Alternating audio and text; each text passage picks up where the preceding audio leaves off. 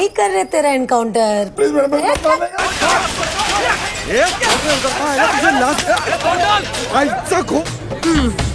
सेक्शन 188।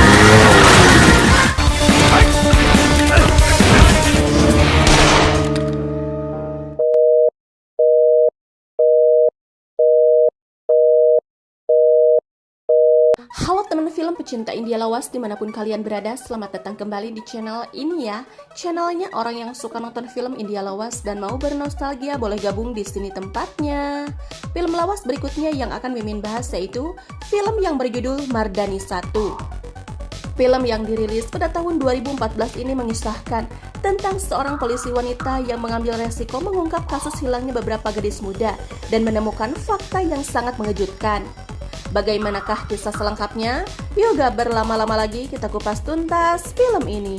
Oke guys, kita langsung saja ke alur ceritanya.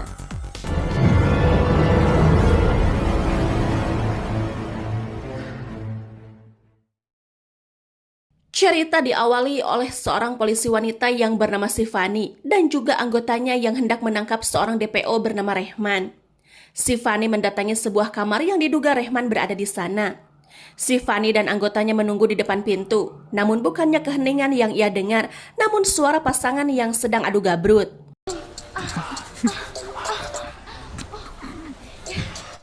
Sifani menyuruh anggotanya memasukkan seekor tikus ke dalam kamar itu untuk membuat kegaduhan.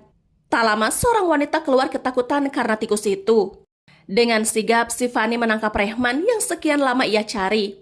Rehman menggeretak dengan mengatakan bahwa bosnya yang bernama Alibai akan menghancurkannya. Ketika Sifani dan yang lainnya tengah membawa Rehman, dia mendapatkan panggilan dari komandannya yang mengatakan jika seharusnya Sifani menunggu di luar untuk menangkap Rehman, bukannya masuk ke dalam dan membuat kegaduhan. Namun Sifani kekeh karena ini cara satu-satunya untuk menangkap Rehman. Akan tetapi komandannya tak mau tahu dan tetap menyalahkan Sifani yang melakukan kesalahan prosedur dalam penangkapan Rehman. तुम्हारा काम ऑर्डर्स लेना है, रिस्क लेना नहीं. Setelah bertugas, Sifani pun pulang ke rumahnya. Dia memiliki suami bernama Bikram yang berprofesi sebagai dokter, juga keponakannya yang bernama Mira yang seorang yatim piatu dan tinggal bersama Sifani. Dia dikejutkan dengan hiasan yang menghiasi rumahnya karena hari itu adalah hari ulang tahun Sifani.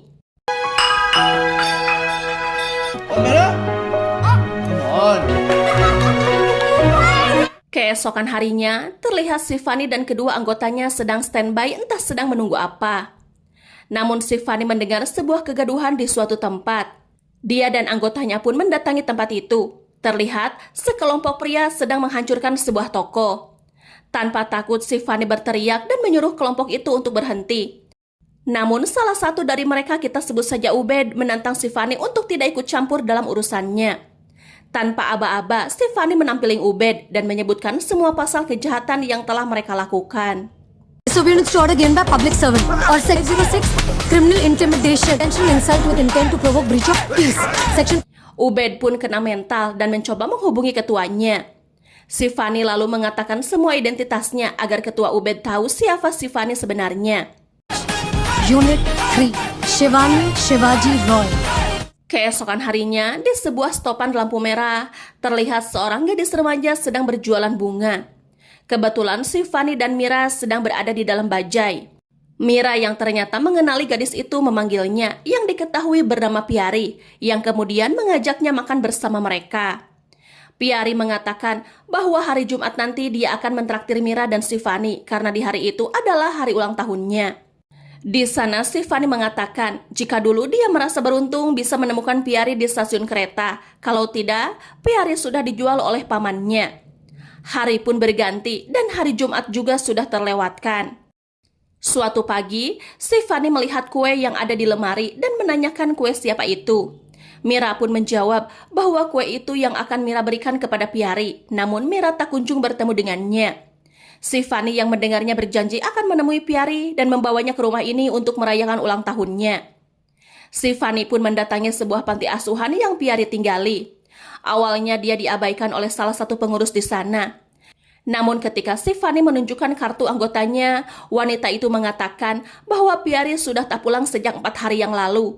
Dia tidak tahu kemana Piari pergi dan sudah melaporkan kehilangan Piari ke salah satu kantor polisi setempat.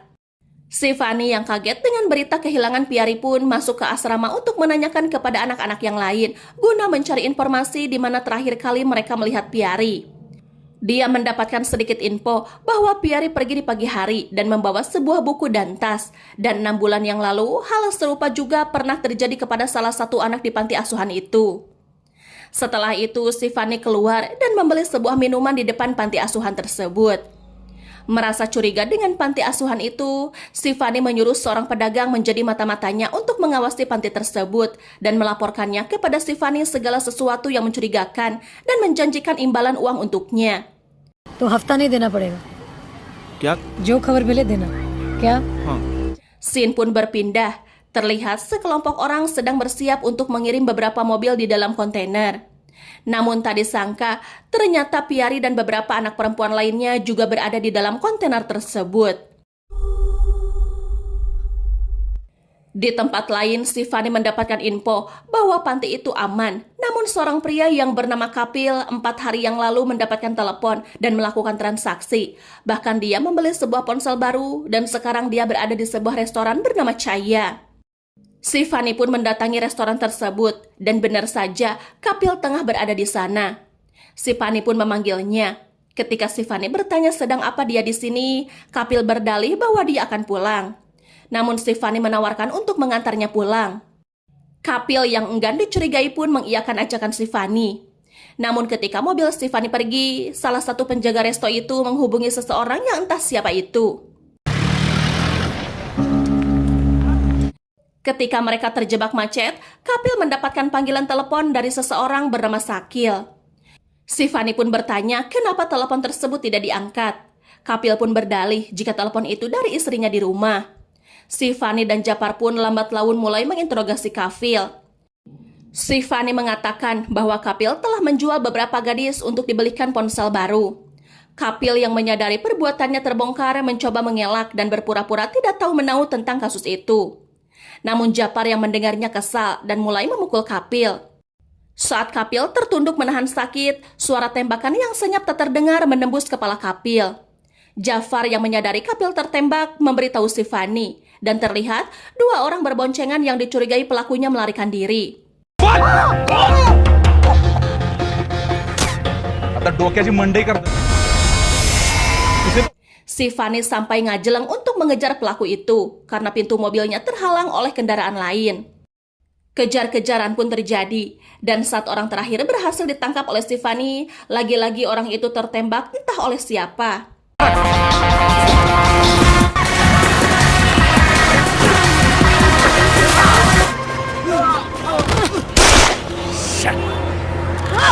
Di tempat lain, Piari dan gadis-gadis lainnya sedang dikumpulkan. Terlihat seorang gadis memberontak, namun apalah daya, mereka dipaksa melucuti pakaiannya dan berbaris dimandikan menggunakan selang. Setelah itu, mereka menjalani proses seleksi untuk dijadikan perempuan pemuas nafsu. Salah satu dari mereka menolak menunjukkan tubuhnya, dan ya, dia malah mendapatkan sebuah tamparan. Tak hanya itu, salah satu dari mereka melakukan perlawanan dengan memecahkan sebuah piring dan dijadikan senjata. Gadis itu pun mengancam akan mengiris lengannya menggunakan beling. Ketua kelompok itu yang bernama Karan pun menjelaskan bahwa apa yang dilakukan gadis tersebut hanya akan menyakitinya saja. Karan menawarkan jika gadis itu menuruti kemauannya, hidupnya akan enak, mulai dari uang pesta dan jalan-jalan ke luar negeri. Dan sesungguhnya tindakan yang ia lakukan sekarang akan sia-sia. Gadis itu pun menangis dan mulai pasrah yang akhirnya menuruti Karan. Dia pun disiapkan untuk bisnisnya di Hong Kong. Dan kini giliran Piari yang akan ditempatkan di kelas 1.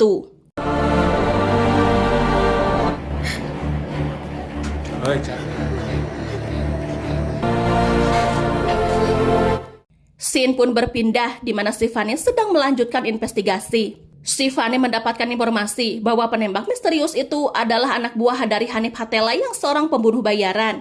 Dan si Fanny mendapatkan bukti foto-foto dari ponsel Kapil yang dicurigai orang-orang itu berhubungan dengan kasus ini. Karena takut salah target, si Fanny pun mengetahui satu orang yang tahu tentang jaringan ini. Dan ya, dia adalah Rehman. Secara Rehman pasti mengenal banyak orang yang terlibat kriminal. Si Fani menginterogasi Rehman dengan memberinya makan nasi padang, yang kemudian memperlihatkan foto dua orang yang akan dia tanyai identitasnya. Rehman mengatakan salah satu dari foto itu bernama Katial yang bukan berasal dari Mumbai. Malah sekarang dia mempunyai 15 showroom mobil dan pendapatan utamanya berasal dari narkoboy dan perdagangan manusia. Dan setiap kali ada gadis yang menghilang, dipastikan dia terlibat di dalamnya. Dan dia didukung oleh sosok orang besar di belakangnya. Rehman mengatakan bahwa semua informasi ini dia berikan untuk Pyari, bukan untuk makanan yang si Fani berikan. इसके पीछे इसका अकल नहीं बच्ची के लिए दिया शुक्रिया Si Fani pun mulai melakukan penyelidikan untuk mendapatkan semua informasi tentang Katial.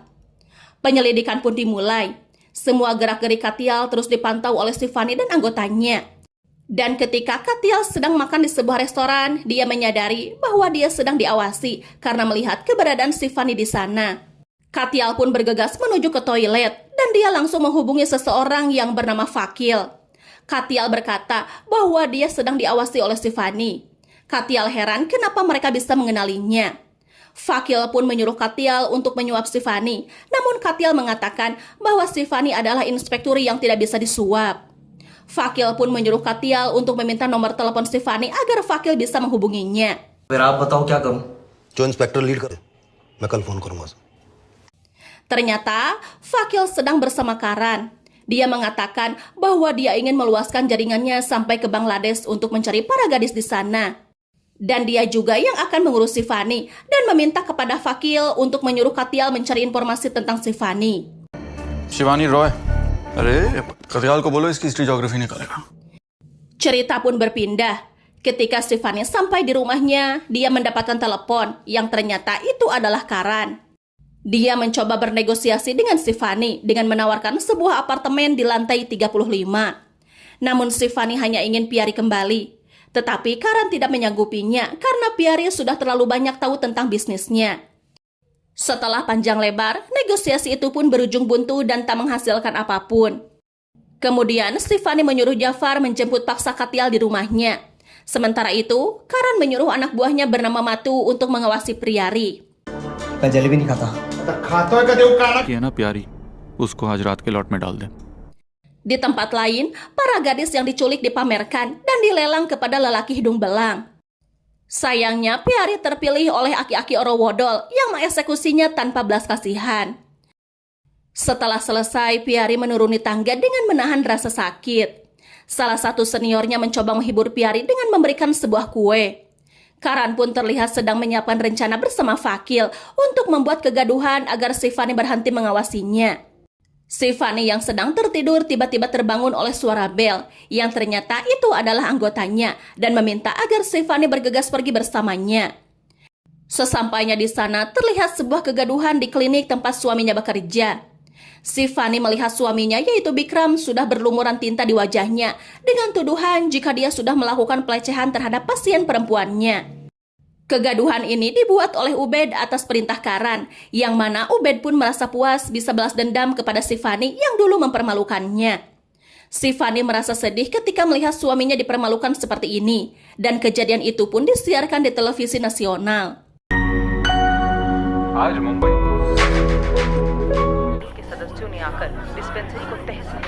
Setibanya di rumah, Bikram terlihat trauma dan sangat terpukul atas kejadian tersebut, sampai dia memecahkan piring makanannya. Di tengah-tengah suasana itu, si Fani mendapatkan telepon dari Karan. Karan pun kembali bernegosiasi dengan si Fani. Tetapi si Fani kekeh dengan pendiriannya dan akan tetap melanjutkan penyelidikannya mencari keberadaan Pyari. Dan dia juga menantang jika dalam jangka 30 hari dia akan mengungkapkan semua kejahatan yang dilakukan oleh Karan. करूंगी तुझे और फिर आपको तो discovery Di tempat lain, di sebuah bengkel, Katial bersama beberapa anak buahnya sedang membongkar beberapa mobil untuk mengambil narkoboy yang dia sembunyikan. Tak lama kemudian, Fakil pun menghubunginya dan memberitahu bahwa si Fani sedang mencarinya dan menyuruh Katial untuk bersembunyi selama beberapa hari. Fakil akan mengirimkan anak buahnya untuk menjemput Katial dan bersembunyi di suatu tempat agar bersiap-siap berangkat pada malam harinya.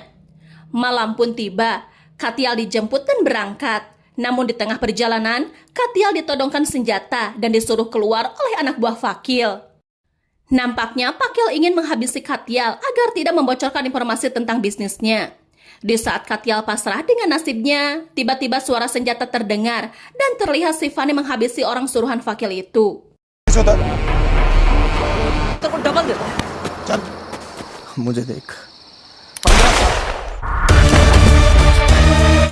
Katyal pun dibawa ke sebuah warung kopi. Si Fanny menanyakan keberadaan bos kecil Katyal yaitu Karan. Namun Katyal berkata jika bosnya bernama Fakil yang berusia 50-55 tahun. Dan nampaknya Katyal tidak mengenal sosok Karan seperti yang si Fanny katakan. Di sisi lain, Fakil menghubungi Karan dan memberitahunya jika Katyal berhasil lolos dan anak buahnya ditemukan tewas tertembak. Fakil pun heran siapa pelakunya. Namun Karan sudah menebak bahwa si Fanny lah yang melakukannya dan mengatakan jika dia akan mengirimkan hadiah selanjutnya kepada si Fanny. Cerita pun berpindah. Tiba-tiba seseorang mendatangi rumah si Fanny. Namun ketika si Fanny membuka pintu, tak ada siapapun di sana. Dia hanya menemukan sebuah kotak berisi surat peringatan dari Karan dan bonus sebuah potongan jari dengan nama Piari. Bikram pun ikut geram dan menyemangati si Fanny untuk tidak melepaskan penjahat tersebut. आप जितनी बार उंगली उठाएंगे चाहे कुछ भी हो जाए. Si Fanny pun menuju Delhi dan mendatangi kantor pusat kepolisian. Dia bertemu dengan komisaris yang memperkenalkannya pada inspektur bernama Sodi. Di sana si Fanny mengadu tentang kasus yang tengah ia selidiki. Sodi pun diperintahkan mendampingi si Fanny untuk menyelesaikan kasus ini bersama-sama. Setelah itu, si Fanny dan Sodi bertemu dengan Katyal yang memberikan sebuah sketsa wajah dan itu adalah Fakil. Si Fanny menanyakan bagaimana cara mengetahui keberadaannya. Katyal mengatakan jika ada seseorang bernama Bob yang tahu sedikit informasi tentang Fakil. Tak lama kemudian, si Fanny dan Sodi pun menemui dua orang warga asing untuk memancing agar Bob keluar. Awalnya mereka menolak karena takut akan keselamatan mereka berdua. Namun Sodi berani menjamin keselamatan mereka dengan ancaman akan mendeportasi mereka karena tak memiliki paspor. Mau tidak mau mereka pun setuju. Mereka menuju ke sebuah klub malam untuk menemui Bob dan menawarkan barang haram kepada Bob. Bob pun menyetujuinya.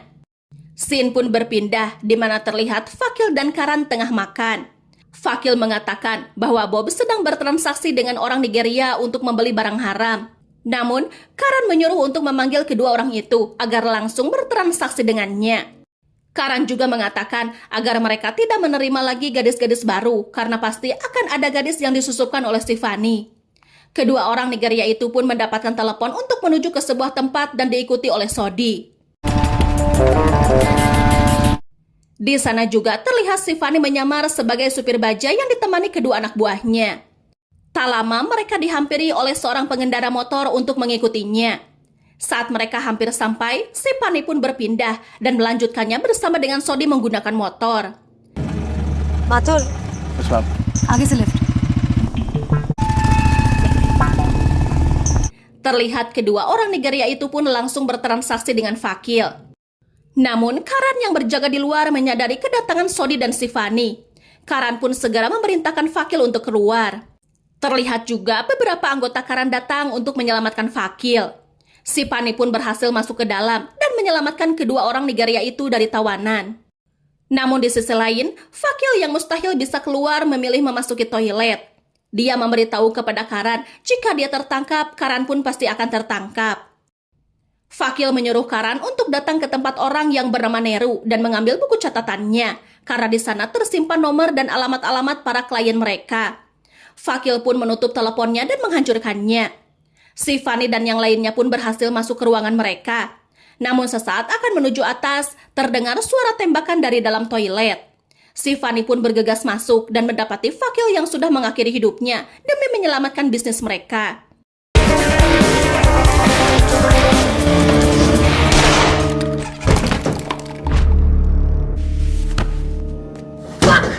Paginya setelah kejadian semalam, si Fanny yang sedang berada di kamar mendapatkan panggilan dari Karan.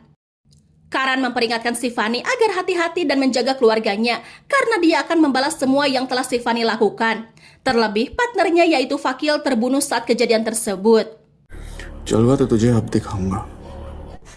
वाह, क्या अदा क्या जलवे. Di tempat penampungan para gadis, terlihat salah satu gadis dipaksa untuk menelan sebuah alat pelacak, namun dia menolaknya.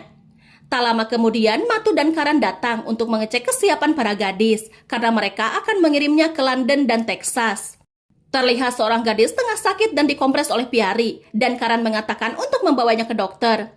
Tetapi gadis itu menolak dengan alasan jika dia hanya kelelahan saja. Namun Matu tetap menyuruhnya untuk dibawa. Gadis itu pun dibawa oleh senior mereka. Naas, bukannya suara dokter yang terdengar, tapi malah suara tembakanlah yang terdengar. Di tempat lain, si Fanny dan Sodi dipanggil ke kantor oleh atasannya. Si Fanny disuruh untuk tidak melanjutkan misinya. Si Fanny yang mendengarnya pun nampak kesal karena misinya bukan hanya mengungkapkan kasus narkoboy, namun juga perdagangan manusia. Atasannya itu mengatakan kalau si Fanny hanya fokus terhadap Piari saja, dan untuk kasus perdagangan manusia sudah ada departemen khusus untuk menyelidikinya. Dan sementara kasus ini diambil alih oleh atasannya. Dengan kesal, si Fanny pun berjalan meninggalkan kantor dan menaiki bajai. Saat di perjalanan, si Fanny seperti melihat gelagat aneh dari supir bajai itu. Dan ketika mereka terjebak kemacetan, si Fanny mengalihkan pandangan supir itu, dan si Fanny pun berhasil melarikan diri. वो बंदा दिख रहा है उधर। Setelah berhasil melarikan diri, si Fanny pun duduk di sebuah taman, dan dia melihat sepasang suami istri yang tengah duduk di sana. Si Fanny mempunyai ide dan menghubungi Sodi. Si Fanny mengatakan jika Pakil pasti punya istri ataupun saudara, dan si Fanny berniat mencari informasi itu. Si Fanny menyuruh Sodi untuk mengambil barang bukti yang diamankan dari jenazah Fakil.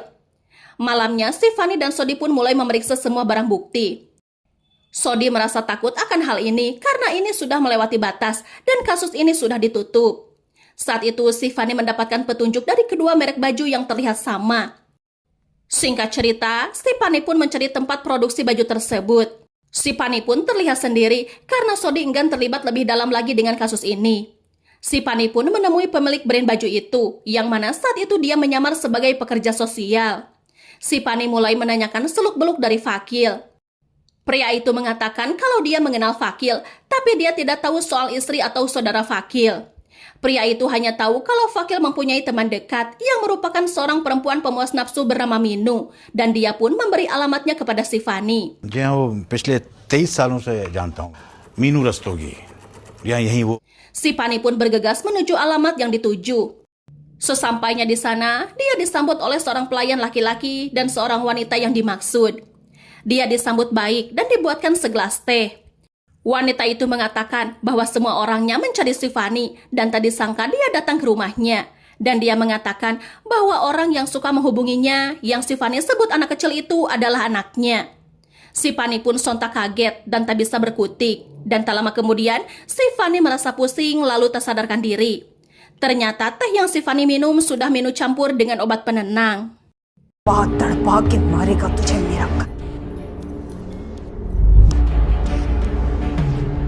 Tak lama kemudian, si Fanny pun mulai sadar. Terlihat, Karan juga ada di sana. Karan mengatakan jika si Fanny berhasil menemukannya di hari ke-27 sesuai janjinya. Karan pun menambahkan kalau dia akan membawanya ke suatu tempat di mana si Fanny akan memohon kepadanya untuk membunuhnya. एक अंग्रेजी Di tempat lain, terlihat para gadis tengah didandani untuk menyambut para tamu, termasuk Priari. Namun tak lama kemudian, Matu bersama rekannya datang membawa si Fanny yang berada di dalam karung. Para gadis itu pun diperintahkan keluar, namun Piari terlihat sangat penasaran siapa orang yang berada di dalam karung tersebut. Karung itu pun dibuka, dan terlihat si Fanny terikat. Dan ketika lakban yang menutupi mulutnya dibuka, si Fanny pun berteriak. Suara itu membuat Piari kembali karena dia mengenalnya. Piari pun mencoba mendekati si Fanny, tapi dilarang oleh orang-orang di sana. Si Fanny memohon dan mengatakan jika dia rela kalau harus didandani juga, asalkan dia bisa berbicara dengan Piari. Permintaan itu pun dikabulkan. Piari dan si Fanny pun berpelukan, dan si Fanny bergegas melihat ke arah jari Piari yang ternyata benar telah dipotong. Mereka berdua pun dipisahkan. Terlihat, si Fanny dibawa ke sebuah kamar. Di sana Karan mengatakan semua yang telah si Fanny lakukan hanyalah sia-sia, dan si Fanny akan kedatangan seorang tamu yang akan dia temani malam ini. Karan pun meninggalkan Sivani dan terlihat seorang tamu besar datang. Dia adalah seorang menteri India yang bernama Taneji. Di sana Karan menyambutnya dan mengatakan jika dia memiliki hadiah untuk Taneji di lantai atas. Taneji pun datang dan mulai menggoda Sivani. Dan saat Taneji menyentuhnya, Sivani pun menancapkan sebuah pisau ke tangannya dan mulai memberikan pelajaran kepada Taneji.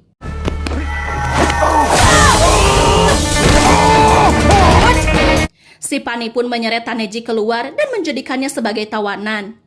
Sivani bernegosiasi dengan Karan dan Sivani menginginkan semua para gadis itu dibebaskan. Permintaan itu pun dituruti dan Sivani meminta agar Karan mengikutinya.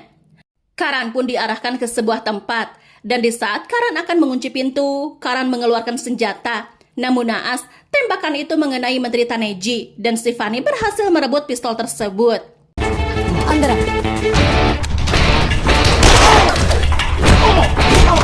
Di sana Sivani menceritakan semua rencananya. Ternyata Sivani tak langsung datang ke rumah Karan karena sesaat ia akan masuk, dia mendengar suara azan dan dia pun pernah mendengarnya ketika Karan menghubunginya. Sivani mulai mengamati semua gerak-gerik Karan dan memasang sebuah GPS di mobilnya. Dan sebelum dia datang ke rumahnya, dia memasukkan sebuah pisau ke dalam sepatunya. Sivani menyuruh Piari mengambilkan teleponnya guna menghubungi Sodi untuk datang ke lokasi karena keberadaan mereka sudah diketahui berkat GPS yang terpasang di mobil Karan. Setelah itu, Sivani melucuti senjata yang ia pegang. Dia mulai menantang Karan berduel dengan tangan kosong. Awalnya Sivani sempat terpojok, namun dia berhasil membalikan keadaan. Sampai di mana Karan pun sudah tak berdaya. Yang kemudian para gadis yang marah mulai melampiaskan amarahnya dengan memukuli Karan tanpa ampun. और क्यों नहीं पहुंचेगा? कुछ लोकपाल बिल भी बोलते हैं। मैं तुमको नहीं छोड़ के मुझे भेड़ समझ के Sampai akhirnya polisi datang mengamankan tempat itu dan para gadis pun berhasil dibebaskan. Semua orang yang terlibat pun ditangkap, termasuk Menteri Taneji dan Minu yang menjadi mucikari para gadis. Dan film pun berakhir. Oke teman, film itulah kisah dari film Mardani. Jangan lupa like, komen, dan subscribe bagi yang belum ya. Bye-bye.